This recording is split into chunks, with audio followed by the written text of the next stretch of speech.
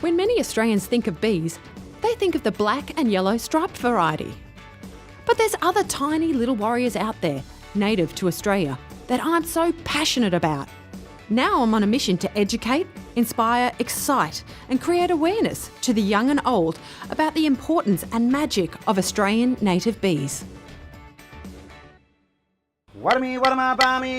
Today I'm heading out to Yellamundi Regional Park, which is at the base of the Blue Mountains, to catch up with my good friend Uncle Lex to learn about the importance of native bees in Indigenous culture.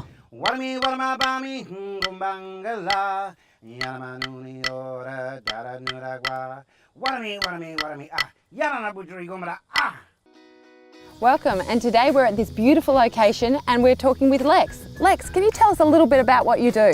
I'm a Darug man, so that's the Sydney mob, and I'm actually from the Wamali clan, which there's 29 different clans in Sydney. But today we're sitting on Burra country, that's the kangaroo people, but also part of the Darug clan, and I'm connected with country out here at the base of the Blue Mountains. And I think we're here today to talk about native bees. The special, unique relationship that the Indigenous people have with our native bees, definitely.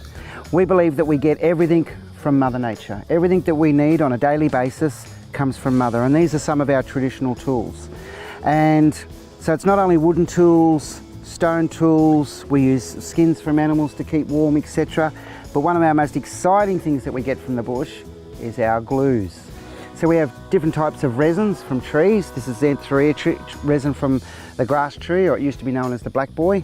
But one of my favourites, and your favourites, is native beeswax. Native beeswax. Yes. I reckon it smells like Nana's fruitcake. It's all the flowers in the bush. And it's just amazing. You just mould it. I just mould it, but we can use it for a lot of different things. Traditionally, the Indigenous people use propolis, which is a combination of beeswax and plant resin on their yidiki for the mouthpiece. Today we're using pure native beeswax to demonstrate. So I'll show you how we do it.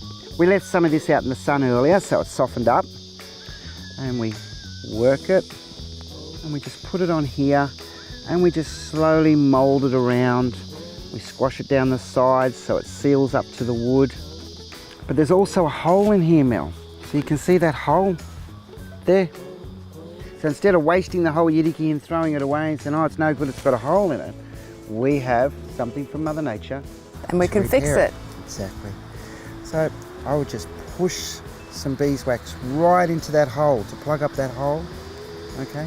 So not only to fix tools, not only to make jewellery. So many uses. So many uses. Okay, so earlier we were talking about the friendship bracelet that you've made me. Can you explain a little bit about how you did it and what it's made of? But there's actually a special story of that with that stringy bark bracelet. Can you share it with us? I'd love to share it with you. So if we're selfish and we're greedy and we're throwing our rubbish around, and for instance the native bees, if we think we're better than the native bees and they're not important, we can be like this bit of bark. We're not as strong as we possibly can be. So let's pretend that this is our native bees and this bit of bark is us. And when we're working together, being humble, looking after the environment, looking after each other, in turn we look after the bees and all the other animals, etc. But something special happens when those two pieces of bark come together. You know what happens, Mel?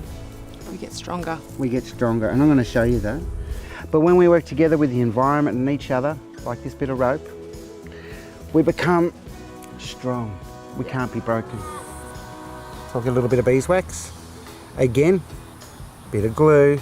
Don't have to go down to Bunnings, we just go out to the bush. Get a little bit of beeswax from the Mother Nature. Beehives. But don't take it all. It's very important that our old people teach me, and my old uncles and aunties, and their old uncles and aunties taught them that we never take everything. It's not just ours. Just because we find it, we don't take it all. We only take a little bit of what we need. Mother Earth will provide everything that we need, not what we want. So I put that little bit of beeswax in there with the end of the and mould it on. Mould it on.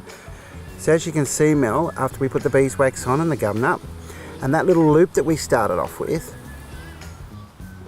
turns into its own little clasp. So pretty neat. Don't have to go to the jewellery shop. This is how I proposed to my wife. I gave her a wedding ring. No, I didn't. There you go, bit of bush jewellery. Lovely. And so can you feel those little scratchy marks as well? Yes. Yep. Well, sometimes our relationships with Mother Earth, with each other, are a little bit scratchy. But the more humble we work with each other, more respect we have with each other, more trust and patience, all those prickles wear off. It still has its integrity of strength, but becomes soft as silk. Well, maybe not almost as soft as silk, but very soft and comfortable. Not so itchy scratchy. And Lex, I believe you've brought a little friend for us to talk to. Well, he's not a little friend, he's actually my grandfather. Your grandfather? And he's the one that taught me all about native bees and beeswax and all these tools, and teaches me about the environment and Mother Earth. Is he ready to say hello? I reckon he might be. I'll see if he's ready. Hey, Uncle Bidgewong, you here? Yeah, I'm here. How you going? What me, Mel? What me, boys and girls? What me is like saying hello in our Darug language.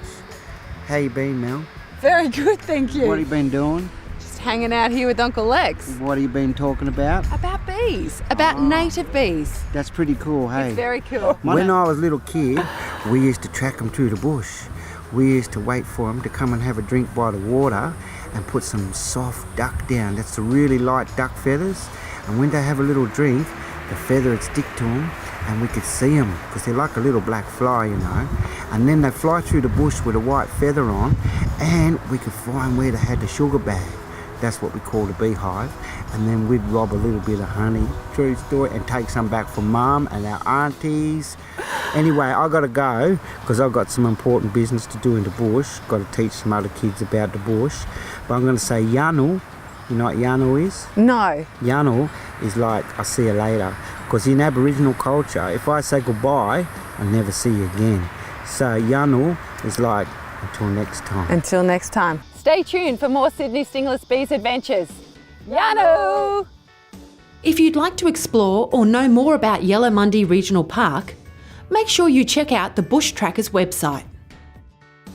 If you want to learn more about Australian native bees, be sure to subscribe and check out our other episodes.